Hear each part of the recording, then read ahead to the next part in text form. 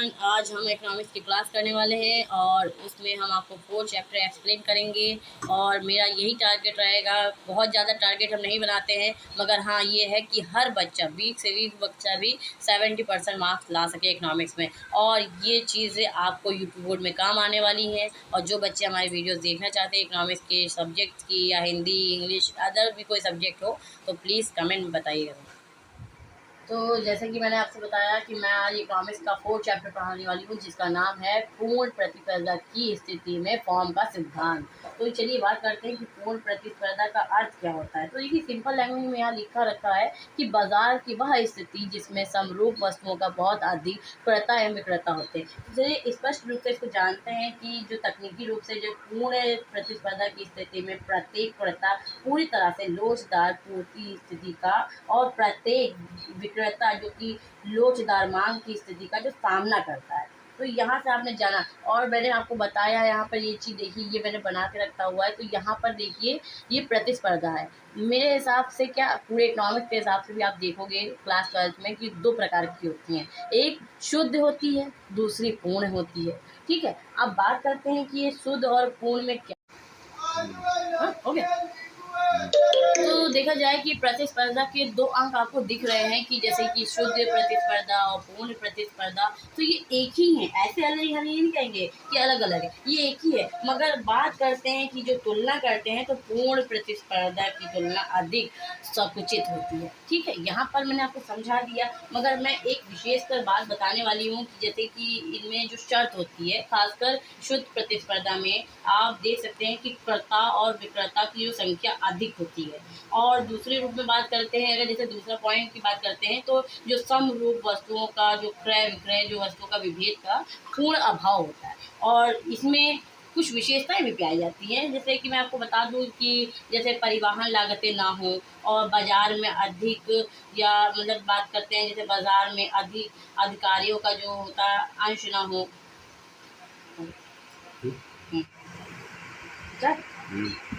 पूर्ण प्रतिस्पर्धा। तो आज जैसे इसकी बात करते हैं कि पूर्ण प्रतिस्पर्धा एक जो अवास्तविक अवधारणा है, यह व्यवहारिक जीवन में नहीं पाई जाती, क्योंकि यह उन अवास्तविक मान्यताओं पर आधारित है जो कि वास्तविक जीवन में नहीं पाई जाती। तो इसका जो एक विशेषकर बात अगर ध्यान देते हैं, तो बाजार में पाई जाने वाली वस्तुएं समरूप नहीं होती हैं। ये एक वेरी इंपॉर्टेंट है। अगर इसकी बात करते हैं इसके दृष्टिकोण की, तो हम लोग इसमें देख सकते हैं कि जो पूर्ण प्रतिस्पर्धा की जो धारणा है, वो वास्तविक बाजार के अध्ययन के रूप में एक आधार प्रस्तुत करती है। तो अब नेक्स्ट अगर हम बात करते हैं, अगर नेक्स्ट की बात करते हैं, तो जैसे आप यहाँ पर देख रहे हैं आगम का। अब आगम क्या है? आगम क्या है, देखिए मैंने यहाँ सिंपल लैंग्वेज में लिखा था कि वस्तु की बिक्री से उत्पादक को जो धनराशि प्राप्त होती है, जैसे कि आप यहाँ पर देख पा रहे होंगे, यहाँ देखिए लिखा है जो धनराशि प्राप्त होती है उसे आगम कहते हैं, यानी कि आय कहते हैं। सपोज दैट अगर इसको संक्षेप में बात करते हैं, तो फॉर्म की आय या आगम उसकी बिक्री से प्राप्त जो कुल आय होती है उसे। और जो इसका अगर बात करते हैं यहाँ पर कि इसका जो सूत्र होता है, वो मैंने इसमें लिखा नहीं, मगर मैं आपको बता दूं कि लाभ बराबर आगम माइनस लागत।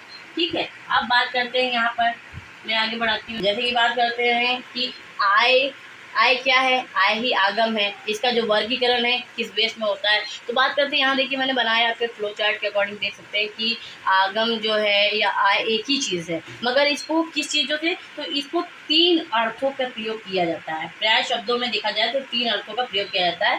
पहला जो कुल आगत, दूसरा औसत आगत, ठीक है, तीसरा आगत नहीं। जैसे बात करते हैं आय क्या है? आय ही आगम है। इसका वर्गीकरण तो ये 3 अर्थों में होता है। इस शब्द को हम लोग 3 अर्थों में वर्गीकृत करते हैं, जैसे कि कुल आय, औसत आय और सीमांत आय। अब जो कुल आय है, कुल आय को क्या कहते हैं, सीमांत आय को क्या कहते हैं, औसत आय को क्या कहते हैं, तो यहाँ पर हम बात करते हैं सिंपल लैंग्वेज में कि जो MR है, ये MR जो है ये क्या है? आपका सीमांत आय, ठीक है, यानी कि मार्जिनल इनकम। ठीक है, और यहाँ बात करते हैं औसत आय। औसत आय में क्या है? AR है, ठीक है। AR में अगर बात करते हैं जैसे कि आप एवरेज इनकम भी कह सकते हैं, और ये जो कुल आय यानी कि टोटल इनकम, तो ये चीज़ रह गया। अब बात करते हैं जैसे औसत आय निकालना है तो उसका सूत्र क्या होता है। तो यहाँ पर देखिए औसत आय बराबर कुल आय अपॉन कुल बिक्री की मात्रा, ठीक है। अब यहाँ पर देखिए सीमांत औसत का लिखा हुआ है, तो सीमांत आय का जैसे अब सीमांत है तो सीमांत आगम का क्या होगा, M R is equal to कुल आगम की परिवर्तन यानी कि TR, और बेची गई मात्रा में परिवर्तन क्यों। मात्रा क्या होती क्यों से दर्शाते हैं, ठीक है। चलिए हम आगे और बताते हैं इसके बारे में। अब देखिए सबसे पहले इकोनॉमिक्स में किस चीज़ को किस तरह से लिखना है, ये चीज़ वेरी इंपॉर्टेंट, ताकि आपके 70+ नंबर आ सके। आपने ये तो जान लिया कि सीमांत आय होती है, कुल आय होती है, और जो है कुल आय होती है, और औसत आगम होता है, और कीमत मतलब प्राइस, ठीक है। तो यहाँ बात करते हैं कि इसको इंग्लिश में वेरी इंपॉर्टेंट, इंग्लिश में लिखना ज़रूरी है। तो देखिए कीमत क्या है, प्राइस है, ठीक है। और कुल आय क्या है, टोटल अर्निंग या फिर टोटल इनकम भी कह सकते हैं। और औसत आय क्या है, एवरेज इनकम। और आगे बात करते हैं यहाँ पर सीमांत आय तो क्या है, मार्जिनल इनकम, ठीक है। तो ये चीज़ें वेरी इंपॉर्टेंट है।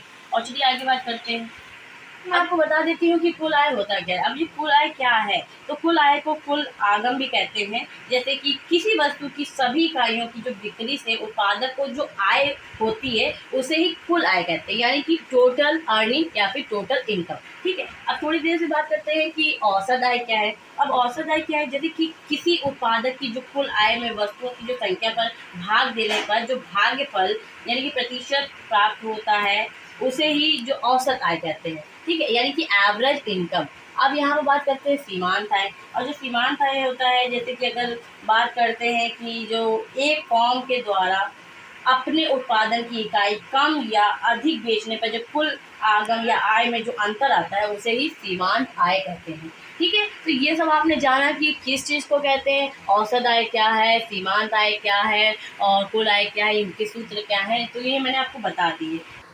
तो जैसे आपने जाना कि प्राइस क्या है, टोटल इनकम क्या है, आपने जाना एवरेज इनकम क्या है, आपने जाना मार्जिनल इनकम क्या है। तो चलिए वीडियो को और आगे बढ़ाते हैं, देखते हैं कि तो जैसे कि आपने अभी जाना कि औसत आय क्या होती है, सीमांत आय क्या होती है, कुल आय क्या होती है, ठीक है, जैसे कि मैंने आपको पहले ही बता दिया है। अब बात करते हैं कि लाभ का अर्थ। लाभ का अर्थ देखिए मैंने छोटे शब्दों में लिखा है, समझने वाले के लिए इशारा काफ़ी है कि मिलना और प्राप्ति, जब कोई चीज़ प्राप्त होती है या मिलती है, ठीक है। अब बात करते हैं कि लाभ। लाभ क्या है, लाभ जैसे साहसी को पुरस्कार, इनाम भी कह सकते हैं। अब जैसे जो साहसी क्या होता है, साहसी मतलब होता है मालिक, ठीक है। दूसरे शब्दों में अगर बात करते हैं कि राष्ट्र की आय का वह अंश जो साहसी को उत्पादन के कार्य में जोखिम उठाने के लिए प्रोत्साहित रूप में देखने लाभ उठाने के लिए पारितोषिक रूप में मिलता है उसे ही लाभ कहते हैं। अब लाभ देखिए यहाँ पर मैंने क्या लिखा है कि लाभ, लाभ के यानी कि दो प्रकार, यानी कि दो अंक भी मान सकते हैं, प्रकार भी है।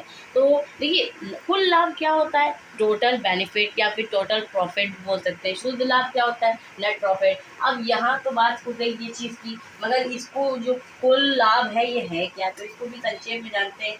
देखिए कुल लाभ को अगर हम लोग दूसरे शब्दों में कहें या दूसरे या लगाकर कुछ इसका अन्य नाम भी है, तो अन्य नाम इसका सकल लाभ भी है। कभी कभी जैसे क्वेश्चन आ गया बोर्ड में कि सकल लाभ क्या है, तो समझ लीजिएगा कुल ही लाभ लिखना है, ओके।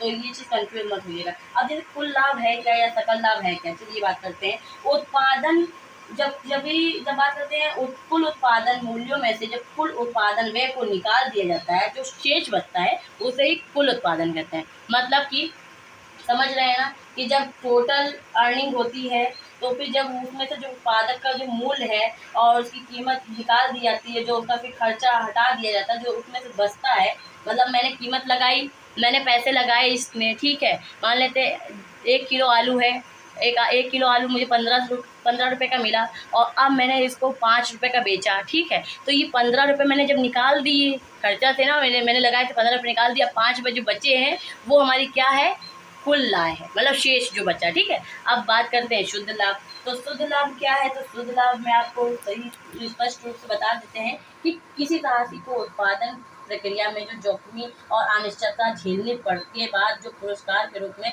जो धनराशि मिलती है या कि प्राप्त होती है उसे ही शुद्ध लाभ कहते हैं। मतलब ये समझ रहे हैं ना कि मैंने इतना जोखिम वाला भरा काम किया और अनिश्चितताओं को झेला, और जो फिर उसमें से बचा कुचा जो मुझे मिला, उसे ही धनराशि मतलब पुरस्कार मिला, इनाम, समझ रहे ना। तो ये हो गया हमारा शुद्ध लाभ। अब यहाँ बात करते हैं कि कुल लाभ के तत्व क्या है। तो देखिए कुल लाभ के तत्व यहाँ पर मैंने लिखा हुआ है, कुछ पॉइंट टू नोटेड, ठीक है। जैसे कि यहाँ आप देखेंगे साहसी के निजी संसाधनों का प्रतिफल, और यहाँ लिखा है एक अधिकारी लाभ, और यहाँ पर लिखा है अव्यक्तिक लाभ और आकस्मिक लाभ। यहाँ पर देखिए लिखा है संरक्षण व्यय और संपत्ति का मूल्यह्रास, बीमा व्यय। अब ये चीज़ देख रहे हैं आप, सिंपल रूप से आपको देखने को मिल रही है, यही हमारे कुल लाभ के तत्व हैं। जैसे कि साहसी के बारे में बात करें कि साहसी के निजी संसाधनों का प्रतिफल जो है, जो मतलब साहसी जख्मी उठाने के लिए अतिरिक्त उत्पादनों को या उत्पादन की कोई उत्पादन के पास से जो लगाता है उसे ही मतलब कहते हैं। जैसे कि उस समय देखने को मिलता है आपको कि कोई ऐसा साहसी है यानी कि मालिक है जो उत्पादन का कार्य करने का प्रारंभ करता है। मान लीजिए सपोज है आप कोई मतलब उत्पादन की बिजनेस स्टार्ट करना चाहते हैं, इसी प्रकार के जो कुल लाभ में जो आय होती है ना, वो साहसी की जो निजी भूमि होती है